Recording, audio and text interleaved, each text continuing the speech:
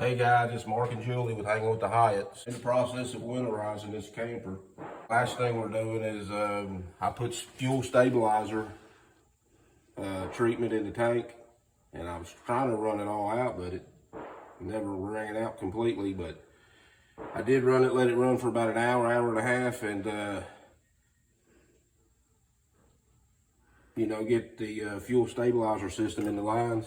And now we're going to drain the bowl, the carburetor bowl. Let it all run out. I don't like how that is set up there, but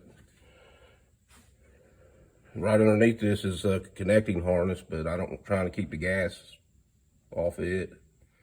And that's just running out of the carburetor, so that way if it sets all winter, it don't get gummed up, the carburetor. Thanks for hanging with the Hyatts. Hit the thumbs up and notification buttons. See you on the trails.